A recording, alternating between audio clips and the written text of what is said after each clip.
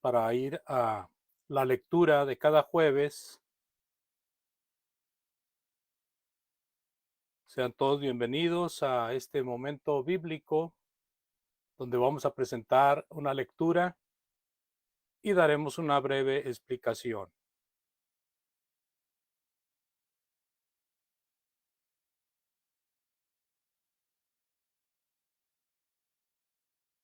Estamos listos para comenzar. Muchas gracias a todos aquellos que están al pendiente. También agradecemos a aquellos que verán el video ya cuando esté grabado. Damos la bienvenida a todos y cada uno de ustedes.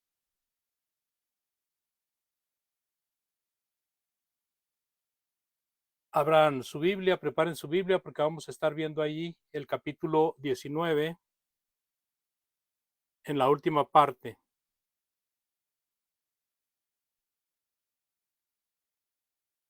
Estoy revisando aquí para que se esté oyendo porque si no, no voy a poder seguir.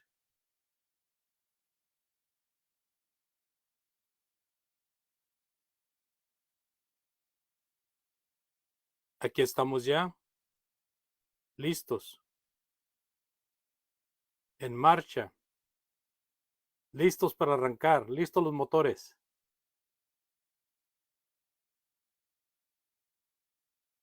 ¿Sí se está escuchando o no? Bueno. ¿Está escuchando o no? Ok, amados, muy buenas noches, bienvenidos todos y cada uno de ustedes. Estamos listos para empezar con esta lectura bíblica que tenemos casi cada jueves. Y yo les invito, por favor, a que vayan a su Biblia en el capítulo 19 de Mateo. Vamos a ver los versículos del 23 al 30. Mateo capítulo 19, versículos del 23 al 30. Entonces Jesús dijo a sus discípulos: de cierto os digo que difícilmente entrará un rico en el reino de los cielos. Otra vez os digo que es más fácil pasar un camello por el ojo de una aguja que entrar un rico en el reino de Dios. Sus discípulos, oyendo esto, se asombraron en gran manera, diciendo: ¿quién pues podrá ser salvo? Y mirándolos Jesús les dijo: para los hombres esto es imposible, mas para Dios todo es posible.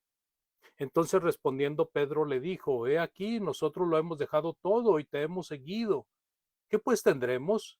Y Jesús les dijo: de cierto os digo que en la regeneración, cuando el Hijo del Hombre se siente en el trono de su gloria, vosotros que me habéis seguido también os sentaréis sobre 12 tronos para juzgar a las 12 tribus de Israel. Cualquiera que haya dejado casas, o hermanos, o hermanas, o padre, o madre, o mujer, o hijos, o tierras, por mi nombre, recibirá 100 veces más, y heredará la vida eterna. Pero muchos primeros serán postreros, y postreros primeros. Amados, una lectura muy interesante porque nos conecta con la lección anterior. Cuando el joven rico escuchó que debía de vender todo y lo que obtuviera de la venta repartirlo a los pobres, se fue triste porque tenía muchas pertenencias. Entonces en el versículo 23, entonces Jesús dijo a sus discípulos: de cierto les digo que difícilmente entrará un rico en el reino de los cielos. Así de que después de que el joven rico se fue triste, Jesús advierte a sus discípulos. Cuando dice de cierto os digo, es una manera de llamar la atención a algo que va a decir que es sumamente cierto y serio. A ellos lo que les parecía cierto es que los ricos tenían el favor de Dios. Pero hay ricos que tienen el favor de Dios, pero no los que tienen su corazón puesto en sus riquezas. En la Biblia hay hombres ricos, que vamos a ver más adelante, pero en la mayoría de los casos los hombres ricos tienen su amor puesto en las riquezas y tienen en las riquezas puesta su esperanza de poder. Por esa razón es difícil que un rico entre al reino de Dios, no porque sea rico, sino porque las riquezas lo absorben de tal manera que los mantiene ocupados en ello. Mire lo que dice en 1 Timoteo capítulo 6, versículos del 9 al 10. 1 Timoteo 6, del 9 al 10. Por favor, consulte su Biblia, por favor, porque los que quieren enriquecerse caen en tentación y lazo y en muchas codicias necias y dañosas, que hunden a los hombres en destrucción y perdición, porque raíz de todos los males es el amor al dinero, el cual codiciando algunos se extraviaron de la fe y fueron traspasados de muchos dolores. El apóstol Pablo está escribiéndole a Timoteo en un problema que sin duda estaba teniendo en Éfeso, porque había hermanos que se entregaban tanto al afán y a la ansiedad de enriquecerse que descuidaban las cosas de Dios. Muchas veces cuando nos afanamos por lo material, perdemos el interés en las cosas de Dios, porque nos interesa una solvencia económica, nos interesa un patrimonio, nos interesa estar ricos, tener bastantes cosas, y eso es una tentación y es un lazo, ¿verdad? Que nunca se termina. Entonces el apóstol Pablo dice, los que quieren enriquecerse caen en tentación y lazo y en muchas codicias necias y dañosas que hunden a los hombres en destrucción y perdición.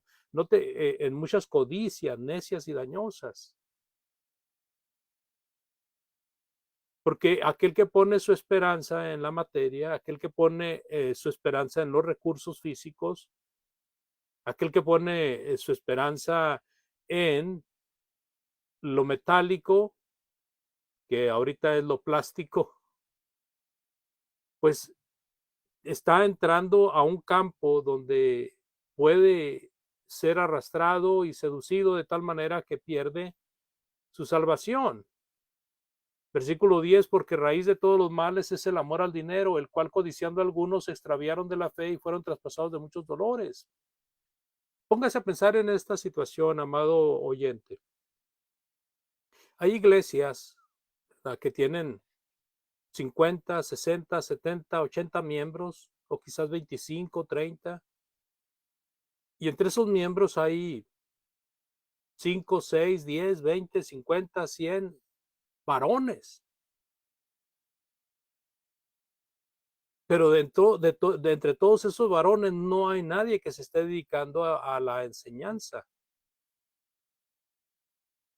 que se esté dedicando a prepararse para ser un obrero entregado a las cosas de Dios.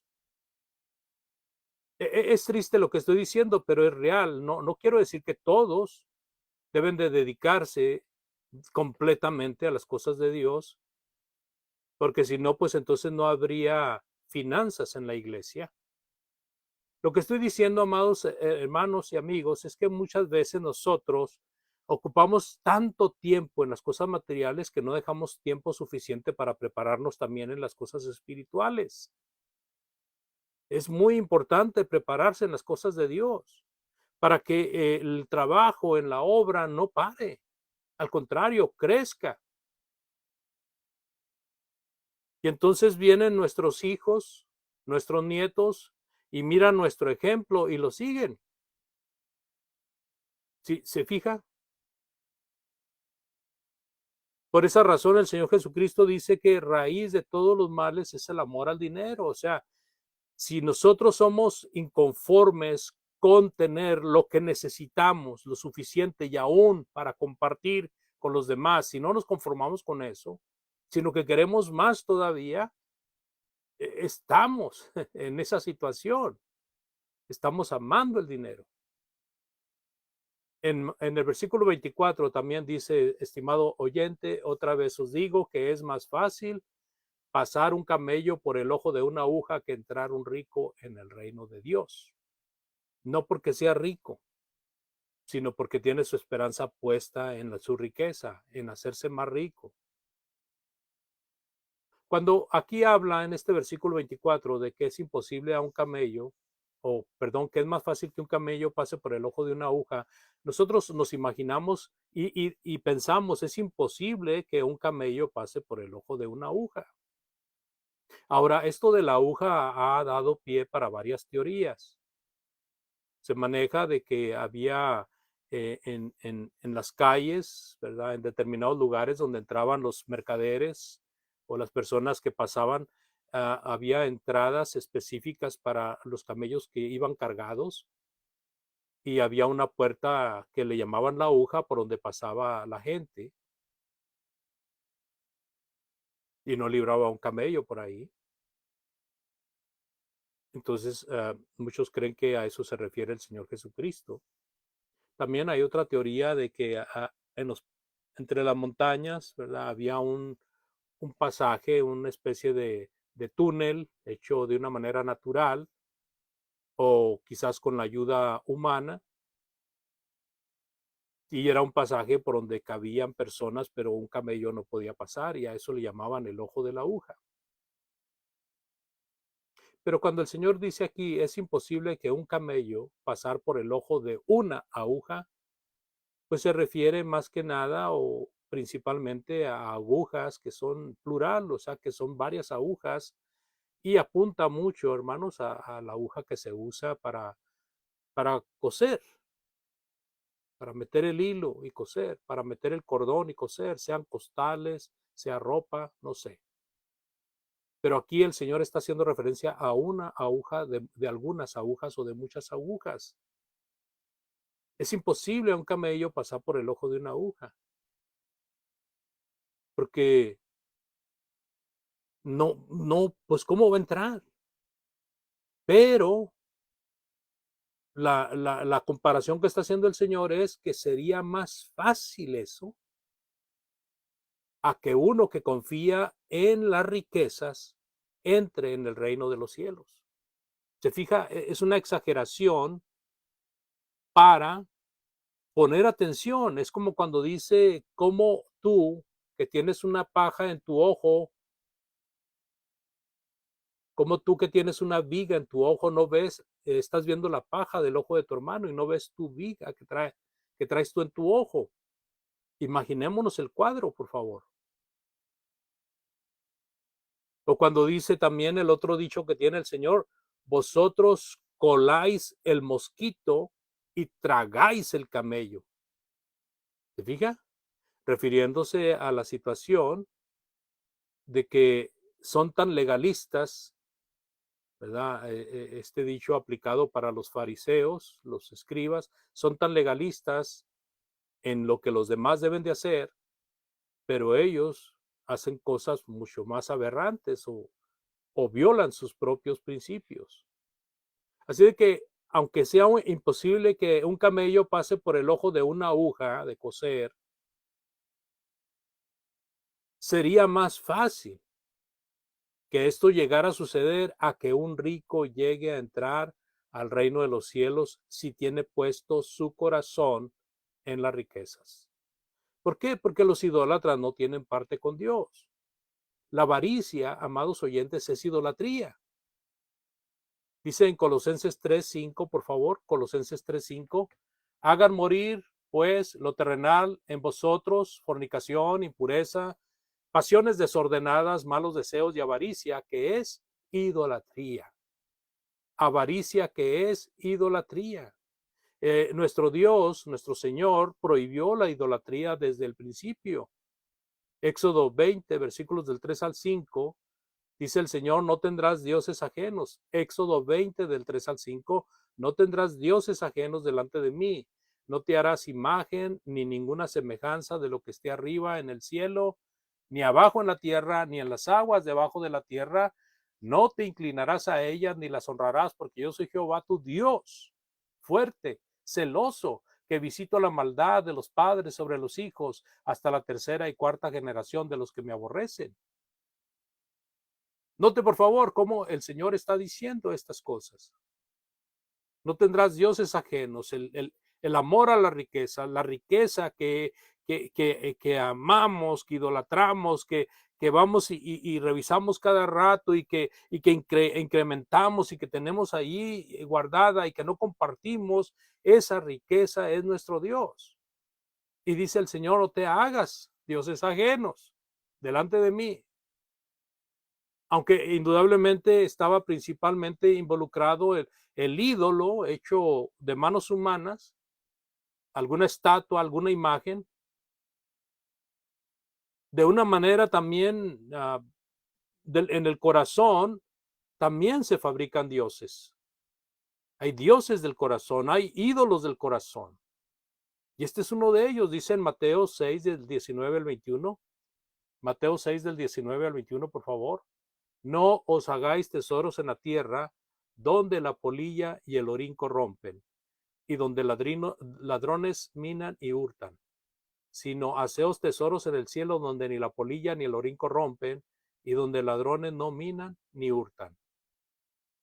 El Señor está dando el consejo de que no hagas tesoros en la tierra, donde la polilla y el orín corrompen. Es mejor hacer tesoros en el cielo. Aquí en la tierra, el hollín, el orín, la polilla, los ladrones, la lumbre, puede acabar con nuestra riqueza fácilmente. Entonces dice, hagan tesoros en el cielo donde ni la polilla ni el orín corrompen y donde ladrones no minan ni hurtan.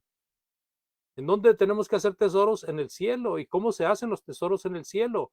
Haciendo la voluntad de Dios, ocupándonos en la voluntad de Dios, amando la obra del cielo, amando a nuestros semejantes, predicándoles el evangelio, trayendo almas, dedicando tiempo a las cosas de Dios.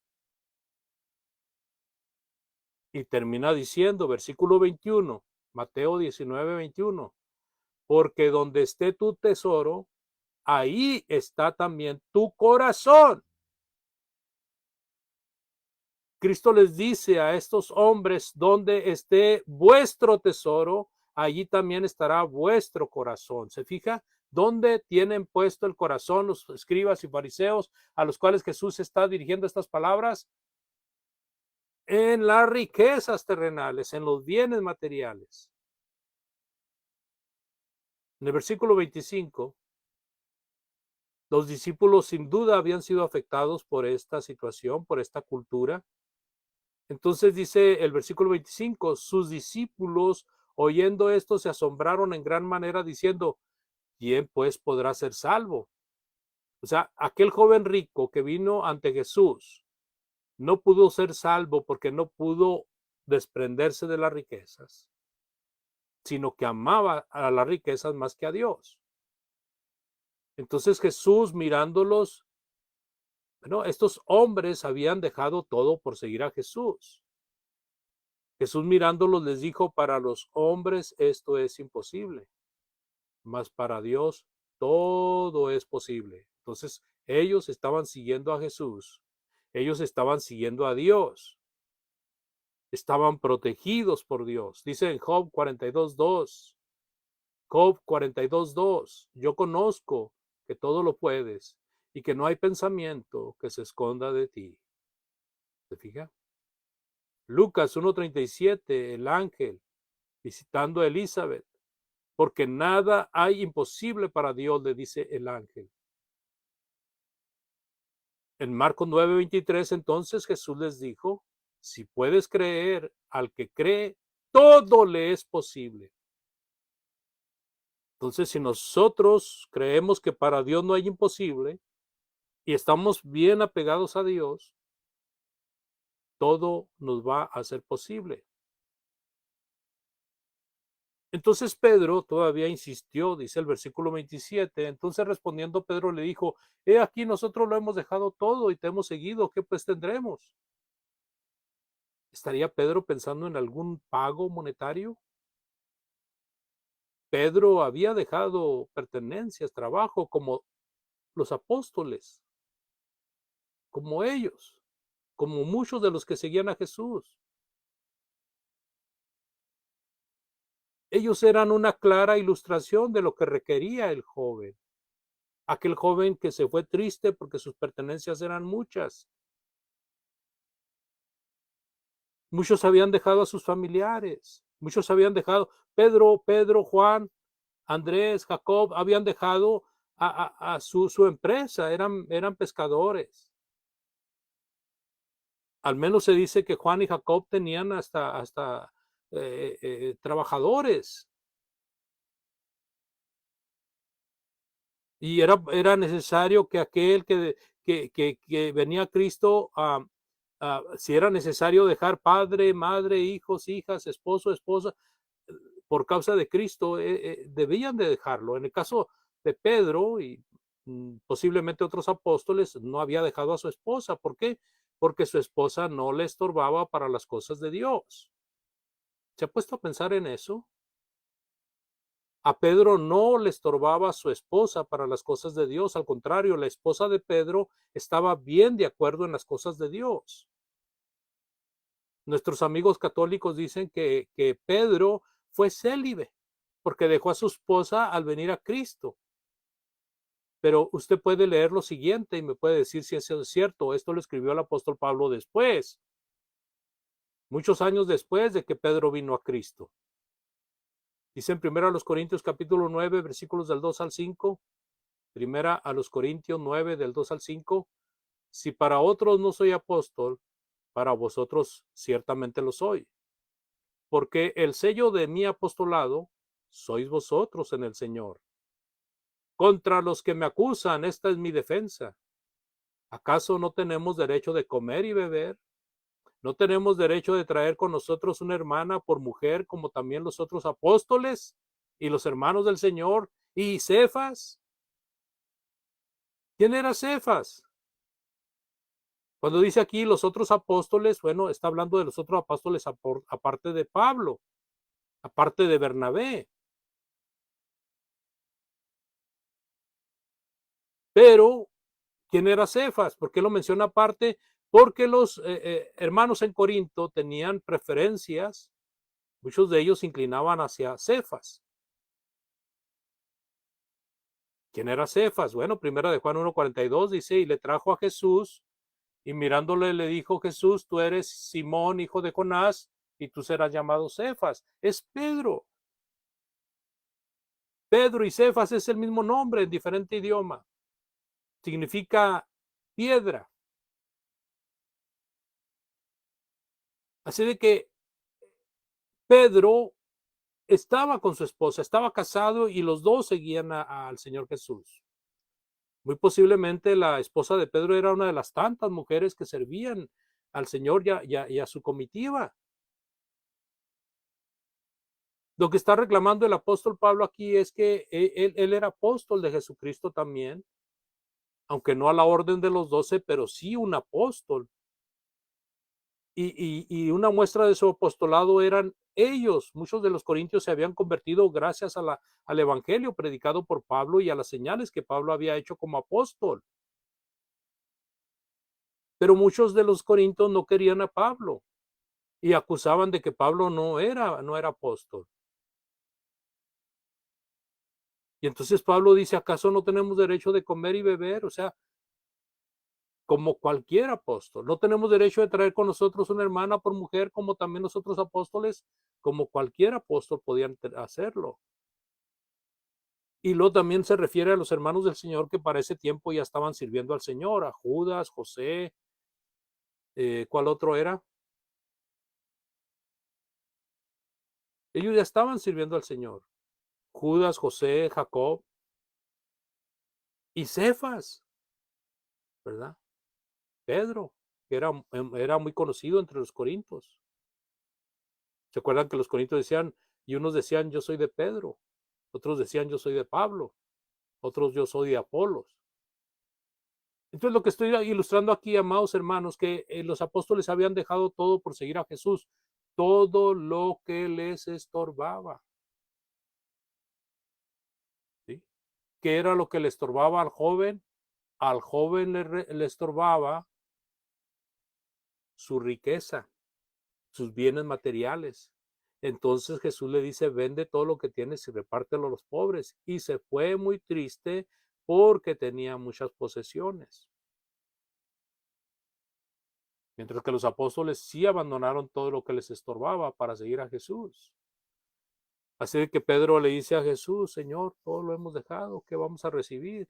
Entonces Jesús les dice en el versículo 28, y Jesús les dijo, de cierto os digo que en la regeneración, cuando el Hijo del Hombre se siente en el trono de su gloria, vosotros que me habéis seguido también os sentaréis sobre 12 tronos para juzgar a las 12 tribus de Israel. Cuando el Señor Jesucristo inició su reino sobre la tierra, un reino iniciado en el primer siglo, cuando la iglesia comienza el reino de Cristo, y ahí los apóstoles predicando el evangelio, por la predicación del evangelio, por la palabra de Dios, por la inspiración del Espíritu Santo, ellos estaban juzgando a los judíos, a las 12 tribus de Israel. Ellos le estaban diciendo, están mal, actuaron mal, hicieron mal. Ahora necesitan arrepentirse y convertirse. Así que Jesús le dice, de cierto les digo que en la regeneración, cuando el Hijo del Hombre se siente en el trono de su gloria, ustedes que me han seguido también se sentarán sobre 12 tronos para juzgar a las 12 tribus de Israel. Los apóstoles juzgaron a las 12 tribus de Israel en su ministerio. Y también es bueno mencionar, por ejemplo, a Abraham y Job. Por mencionar a dos personas del Antiguo Testamento, fueron hombres muy ricos, pero sus riquezas no estaban en primer orden. ¿Y dónde está Abraham? En el seno, en el paraíso. ¿Dónde está Job? También fue un hombre que se salvó. Y en el Nuevo Testamento podemos ver a Mateo, podemos ver a Zaqueo y muchos otros que tenían riqueza. Y no se les reprocha que tengan riqueza. ¿Por qué? Porque su corazón no estaba puesto en su riqueza. Mateo hacía comidas e invitaba a mucha gente a comer, a gozarse, a disfrutar, a compartirles de su riqueza. Zaqueo estaba dispuesto a compartir su riqueza con los demás. No tenían el dinero como su Dios. En la mentalidad del judío en el tiempo de Jesús era que una persona rica era una persona que era bendecida por Dios. Bueno, aquí están estos 4 casos y muchos otros que hay. Personas bendecidas por Dios con riqueza, pero no era así en todos los casos. En la mayoría de los casos, la riqueza era un estorbo para la espiritualidad de las personas. Personas abandonaban o se enfriaban o veían las cosas de Dios muy materialmente por causa de la riqueza, por causa de querer más riqueza, por causa de hacerse más ricos. Entonces ya lo que debía de ser una bendición se convertía en maldición porque el hombre la convertía como si él fuera el productor de esa riqueza. Y empezaba el hombre a pensar que él había logrado eso. Y aún si no lo pensara, si no compartía su riqueza y si tenía puesto su corazón en su riqueza, pues abandonaba a Dios.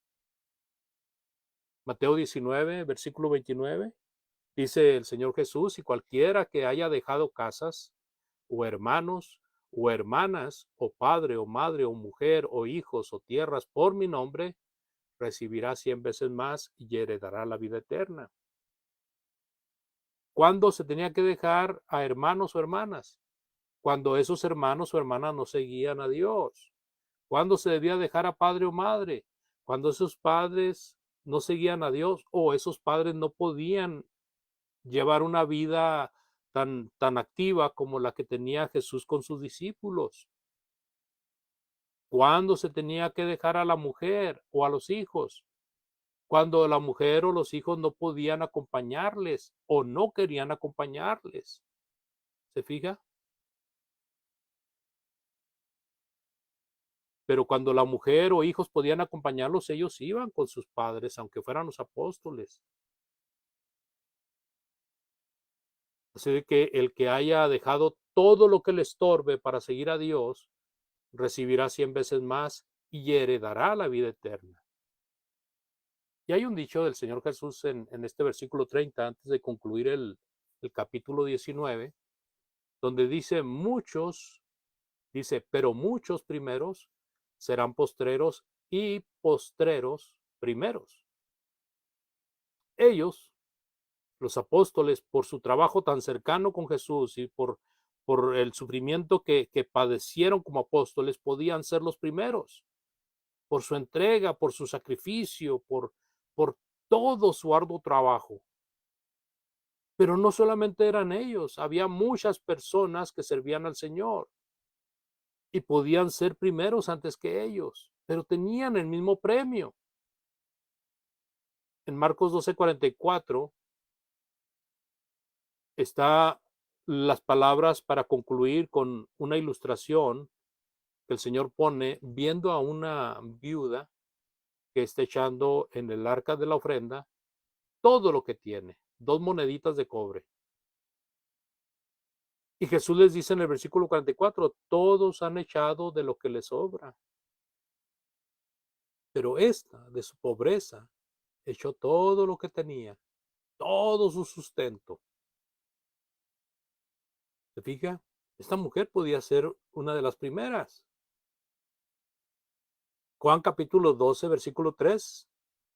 Está Jesús en esta ciudad donde estaba Lázaro, Betania, ¿verdad? Esta ciudad llamada Betania, estaba Lázaro ahí. Y recordemos que Lázaro tenía 2 hermanas al menos. Una de ellas era Marta y la otra era María. Y mientras Marta servía, María tomó una libra de perfume de nardo puro, de mucho precio, dice, y ungió los pies de Jesús. Jesús al poco tiempo iba a ser entregado, iba a ser enjuiciado, y los enjugó con sus cabellos. Y la casa se llenó del olor del perfume. María le dio lo mejor al Señor. Esta fue la segunda ocasión que registra la Biblia donde María le dio lo mejor al Señor. En este caso fue el perfume, en un caso anterior fue la atención que ella tuvo para con Jesús. También esta mujer podía ser contada primero, o mujeres así como ella. ¿Y qué me puede decir usted de Dorcas? Una mujer entregada también al servicio.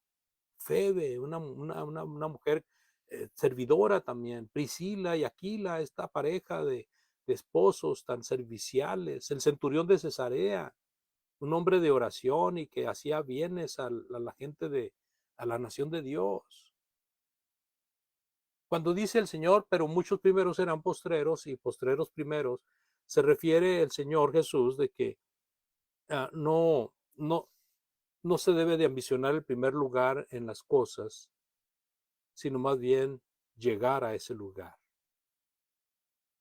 ¿Se acuerda de Juan y Jacobo que vinieron con una propuesta para el Señor Jesucristo, diciéndole que cuando Él estuviera en su reino, que permitiera que uno de ellos estuviera a la izquierda y que otro estuviera a la derecha? Eso era lo que se buscaba. Se buscaba tener un primer lugar, un lugar sobresaliente. Pero, amados, lo importante es estar allí, es llegar ahí. Eso es lo importante, llegar a la salvación, estar en la salvación, independientemente si primeros van los que murieron antes que nosotros. Lo importante es estar en la salvación. A eso se refiere más o menos lo que dice el Señor. También puede ser una referencia de que los judíos, teniendo el primer lugar en cuanto a la predicación del Evangelio, pues despreciando a Cristo y despreciando también la obra de los apóstoles, pues iban a dar oportunidad a que los gentiles fueran los primeros. Pero bueno, aquí el discurso tiene una importancia más sobresaliente. No poner nuestra esperanza en las riquezas y ser más dedicados a las cosas de Dios, para que no haya tanta necesidad de obreros en la viña del Señor. Acuérdense que el Señor nos enseñó a orar por más obreros. Pero la oración, amados, va acompañada de la acción. Cristo les dijo a sus apóstoles, orad al Señor de la mies para que envíe más obreros. Y los apóstoles oraron por eso y ellos mismos se pusieron en marcha. Así que, amados, meditemos en estas palabras. Mateo capítulo 19, versículos del 22 al 30 nos ha dado esta lección en esta noche. El que sirve al Señor no piensa en ser rico, sino en servir a los demás.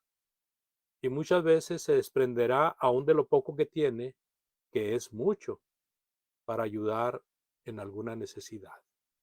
Dios les bendiga, amados hermanos, y alguno ha caído de la gracia y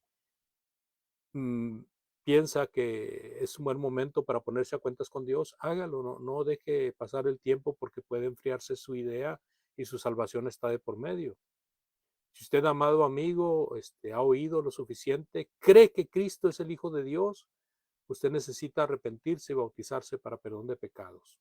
Esta es la invitación. Yo le pido por favor que me acompañe en una oración y después de ello quedamos despedidos. Oremos. Eterno Dios, agradecemos tu bondad, tu misericordia, tu amor. Agradecemos todo lo que nos das, Señor, y que no merecemos. Pedimos que nos des prudencia y nos des sabiduría para manejar los bienes que pones en nuestras manos, de tal manera que no descuidemos las cosas que son de la vida eterna, Señor. Que nos hallemos trabajando más por el pan que permanece que por el pan que perece. Asimismo, Padre, suplicamos que bendigas a los predicadores que van hablando de tu palabra por el vasto mundo y que muchas almas vengan a tu reino, Señor, y que tu semilla sea sembrado en muchas más. Asimismo, Padre, sé con los hermanos que están en lugares donde hay persecución, por los hermanos que están en lugares donde hay desgracia, por desastres naturales como pasó en Guerrero, Señor, en algunas partes. Por favor, sé con ellos, bendíceles, bendice a las autoridades que trabajan con ellos para poder ayudarles también. Ayuda, por favor, a aquellos que están en el lecho del dolor, aquellos que claman a ti, Señor, y también a aquellos que sufren porque han perdido algún ser querido, Padre. Escúchales y atiéndeles, Señor, de acuerdo a tu misericordia. Gracias por esta oportunidad, Señor. Por favor, bendice a todos aquellos que oyen tu palabra y que vengan a la obediencia. Todo se haga, Señor, de acuerdo a tu santa voluntad. En el santo y bendito nombre de Cristo nuestro Salvador. Amén. Muchas gracias, amados. Dios les bendiga. Pasen una muy buena noche. Así terminamos. Muy buenas noches.